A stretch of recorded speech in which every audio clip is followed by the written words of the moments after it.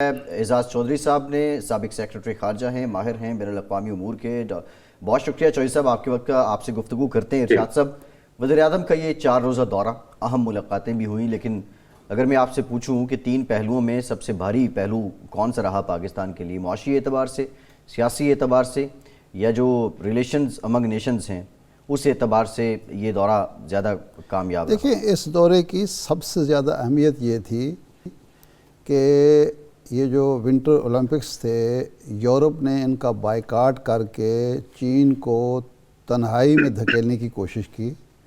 ये साबित करने की कोशिश की कि जी चीन जो है वो चूँकि हमारे तकाज़े पूरे नहीं करता तो इसलिए हम इसका बायकाट कर रहे हैं।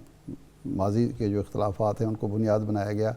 तो पाकिस्तान ने इसमें शिरकत करके बेसिकली ये तासुर दिया कि हम अपने दोस्त, आज़मूदा दोस्त चीन के साथ खड़े हुए हैं। इससे पहले जब डेमोक्रेसी कॉन्फ्रेंस में चीन को नहीं बुलाया गया तो पाकिस्तान ने भी उसमें शिरकत नहीं की, दावत के बावजूद। वो भी एक यकजहती का इजहार था। असल इम्पोर्टेंस इस दौरे की ये है।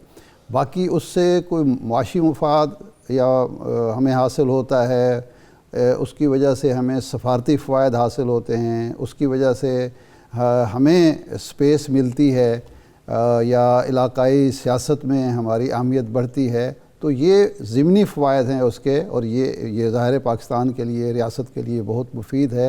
लेकिन किसी ऐसे आज़मूदा दोस्त के साथ खड़ा होना जिसने इस पूरे अरसे में 70 साल में कभी भी हमें डिच नहीं किया, ये बज़ात ख़ुद एक कौम के रवैये का, तर्ज़ अमल का इजहार है कि वो दोस्तों को तनहा नहीं छोड़ते।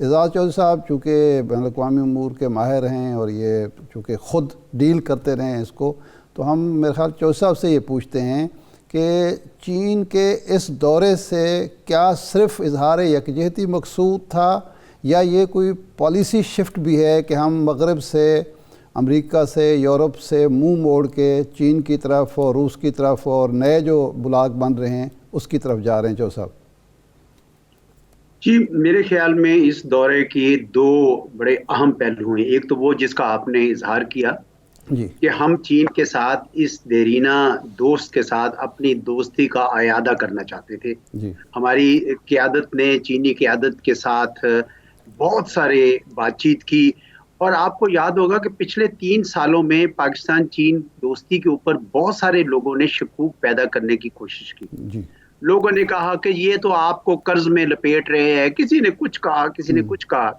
लेकिन वो सारों का असर जो है, वो नफ़ी असर जो था, मनफी असर था, वो ज़ाहिल हुआ। तो ये मैं समझता हूँ, आपकी बात से मैं इत्तेफाक करता हूँ कि ये पाकिस्तान के लिए ज़रूरी था कि अपने देरीना दोस्त के साथ उस दोस्ती का एक बार फिर पुरजोर इयादा करें। दूसरी जो मेरे ख्याल में उतनी ही अहम है चीज़, वो ये है कि जो अगर आप जॉइंट स्टेटमेंट देखें तो उसमें बहुत सारे मुआशी मामलात के ऊपर इत्तफाक़ राय हुआ है। मेरी पसंद का, अगर मैं पसंद का लफ्ज़ इस्तेमाल कर सकूं, मेरी पसंद का जो सबसे बड़ा फैसला था वो है framework agreement on industrial cooperation.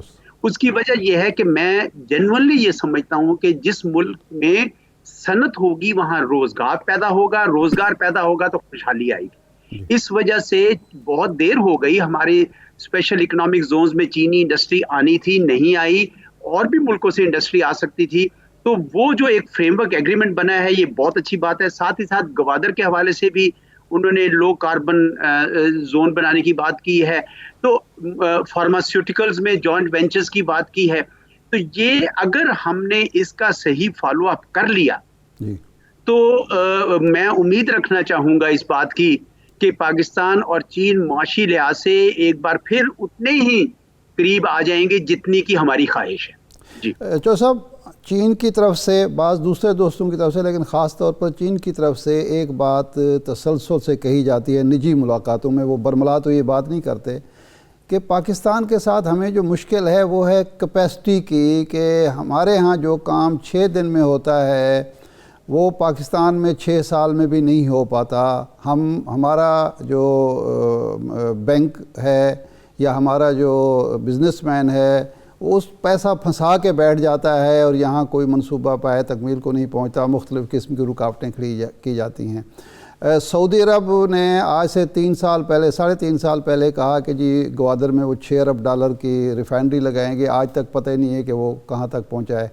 तो आप तो चूँकि हेल्म ऑफ अफेयर्स पर बैठे रहे हैं, तो क्या ये हमारे एक रिवायती किस्म का तसाहुल और गफलत है, या यहाँ जानबूझ के बाज़ तबकात ऐसा करते हैं अमेरिका और यूरोप को खुश करने के लिए?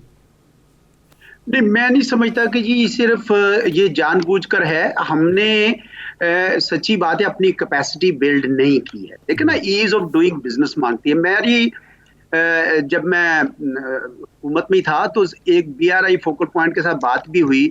उसने मुझे यही कहा, कहने लगा देखिए हम आपके यहाँ आपके लिए जोन्स बनाने थे, जब आपका इंफ्रास्ट्रक्चर और एनर्जी पे बात होती थी तो वो काम हो गया, लेकिन आपने जोन्स वक्त पर नहीं बनाए।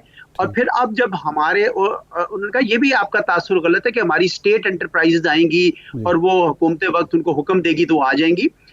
ये प्राइवेट बिजनेसेस है, 80% चाइना की प्राइवेट बिजनेसेस है, लेकिन जब वो आती हैं यहाँ पे तो उनको उसने कोई नंबर लिया कि 46 NOCs लेने पड़ते हैं, 2 साल लग जाते हैं। इस तरीके से आप सनत साजी को फरोग नहीं दे सकते। और ये हमारा रवैया है। हमें इस रवैया, देखिए कुछ चीन तो काम करेगा ही करेगा, कुछ हमें अपने तौर पर काम करना चाहिए। मैं समझता हूँ हमारी ब्यूरोक्रेसी को, हमारी अवाम को, सबको सनत साजी की तरफ एक पॉजिटिव रवैया इख्तियार करना चाहिए, क्योंकि इससे लोगों के लिए खुशहाली और रोजगार की नवीद आएगी। जी जोसेफ, ये फरमाएं कि अमेरिका की तरफ से अफ़गान इशू पर भी और CPEC के हवाले से भी हम दबाव का शिकार रहे हैं और अब शायद आप भी हैं। तो अब अभी जो ताज़ा तरीन दौरा चीन के मौका पर अमेरिका का बयान आया, उसमें हमें स्ट्रेटेजिक पार्टनर करार दिया गया, तो क्या हम उस दबाव से निकल आए हैं? अमेरिका रियलाइज़ कर चुका है कि पाकिस्तान जो बैलेंस बरकरार रखने की कोशिश कर रहा है ये दुरुस्त है और हमें उसको घसीटना नहीं चाहिए अपनी तरफ?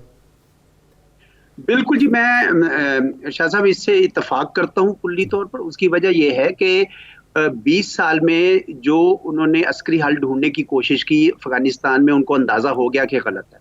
और अगर आपको याद हो तो जब इनके जनरल साहब ने कांग्रेस के सामने जब कहा कि ये हमारा स्ट्रेटेजिक फेलियर था, उस दिन के बाद से आज कई महीने हो गए, अमेरिका का जो बयानिया है पाकिस्तान के हवाले से मुकम्मल तौर पर तब्दील हो चुका है। पाकिस्तान के मुतालिक उस किस्म की जो पहले हर्जा सराई होती थी और बड़ी सख्त तनकीद का निशाना बनाते थे, वो नहीं। पहली बात। दूसरी बात यह कि उनको इस बात का भी अंदाजा है कि अगर पाकिस्तान मुकम्मल तौर पर चीन की बकौल उनके गोद में बैठ गया तो अमेरिका को तो फिर बड़ी मुश्किलात भी पेश आ सकती हैं। तो इसलिए मैं नहीं समझता कि अमेरिका पाकिस्तान को मुकम्मल तौर पर अबैंडन करेगा। तो ये पाकिस्तान का जो मौक़िफ़ है और ये पाकिस्तान की जो पॉलिसी है, ये साइब है और हमारे लिए मुफीद है कि हम चीन और अमेरिका दोनों के साथ ताल्लुकात को करीबी रखें। चीन के साथ तो बहुत करीबी हैं, लेकिन अमेरिका के साथ भी दूरी ना करें। जोसेफ, ये दौरा रूस प्लान हो रहा है प्राइम मिनिस्टर साहब का, एक तो इस मौके पर उसकी क्या अहमियत है, ख़ासतौर पर यूक्रेन का जो तनाज़ा चल रहा है, इसमें भी क्या हमें किसी स्टेज पर ये फैसला करना पड़ेगा कि हम किस तरफ खड़े हैं? नहीं, देखिए यूक्रेन बड़ी दूर है और रूस और अमेरिका का और रूस और नेटो का मसला है।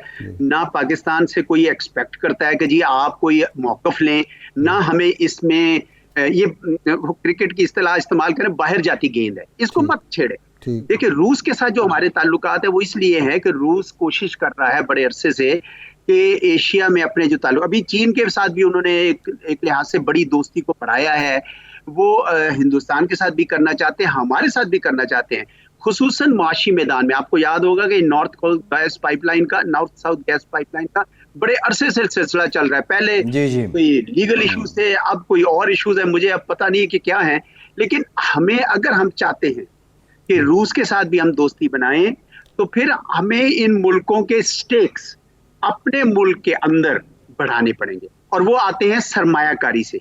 आप उनके लिए माहौल साजगार बनाएं, उनको सरमायाकारी करने दें, तो आप देखेंगे कि पाकिस्तान के बैक वक्त चीन, रूस और अमेरिका से भी ताल्लुकात, माशी ताल्लुकात कायम रह सकते हैं और रहने चाहिए। बिल्कुल ठीक। चौधरी साहब, वज़ीर दाखिला सऊदी अरब के पाकिस्तान में 1 रोज़ा दौरे पर आए हैं, और जो इस वक्त नौयत है अमेरिका और सऊदी अरब के ताल्लुकात की, और फिर वज़ीर आज़म के चीन से वापसी के ऐन बाद उनका यहाँ आना, आप समझते हैं कि कोई खुसूसी पैगाम भी है सऊदी अरब की जानिब से भी, और इस दौरे की सिग्निफिकेंस क्या है? मैं हुकूमत में तो नहीं हूँ, इसलिए मुझे वो एजेंडा तो नहीं पता, लेकिन बतौर एक तज्जिया कार के, एक एनालिसिस करने को, उन चीज़ों को मॉनिटर करते हैं, मैं देख सकता हूँ कि अफगानिस्तान में दो दहशतगर्दी की एक बढ़ती हुई लहर आ रही है और खतरा पैदा हो गया है कि अलकायदा और आईसिस और दाइश दोबारा जड़ें पकड़ जाएंगे। उसकी वजह से हर जगह खौफ हरास इस वक्त फैल रहा है। तो इस वजह से पाकिस्तान को चीन के साथ, रूस के साथ, अमेरिका के साथ और सऊदी अरब का, इन सब के, ईरान के साथ, इन सब के साथ मिलकर इस मामले पर गौर फिक्र करने की जरूरत पड़ेगी, क्योंकि ये दहशतगर्दी की लहर सिर्फ पाकिस्तान को तंग नहीं करेगी, ये खित्ते के हर मुल्क को तंग करेगी। और अब ये इलाका पूरा जो है वो 20 साल कबल लौट जाएगा, यानी 2001 से पहले जब 9/11 हुआ था।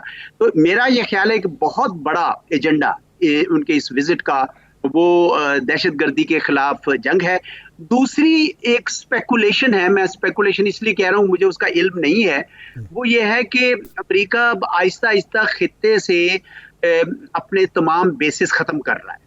अच्छा। और मेरी इतला ये है कि शायद उसमें वो मिडल ईस्ट पूरे से खित्ते से चला जाए, और अगर ऐसा हुआ तो फिर ये खित्ते के ममालिक को आपस में सिक्योरिटी के मैदान में तावन बढ़ाना पड़ेगा।